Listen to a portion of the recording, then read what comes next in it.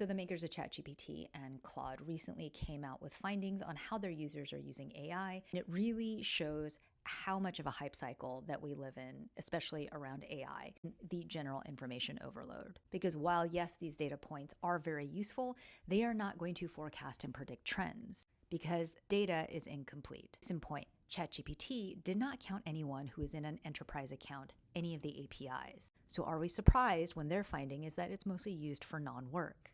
And there's nothing wrong with that because, in fact, a lot of people are using it for personal life applications, namely writing, information search, kind of like a glorified Google, but also around decision support, which I think is a very smart use of AI to use as a brainstorming partner to understand your objectives, potential consequences of making a decision, so long as you are not delegating all of your faculties to making said decision. But does that mean that the future of AI is personal use only? Now, Claude, on the other hand, did take all of their enterprise accounts, API users, anyone who opted in to share their data, and surprise, surprise, they found that education, science, and coding reigned supreme. And it makes sense. Claude has a nearly indestructible reputation with coders and developers. So it's no surprise that their use of the API in particular for automations, delegating the repetitive work is very popular. So while the study did not indicate really conclusively how people are going to be using AI in the future, what is clear is that they are using it a lot more frequently. And I think the most important part about the study is who exactly is using the AI. And it's basically indicating that no matter where you are in the world,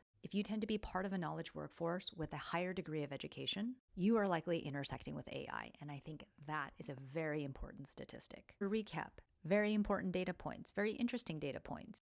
Conclusive forecasting, predictive data points. Let's not get ahead of ourselves. But barring that, let me know in the comments, which AI models do you like to use and what do you use them for?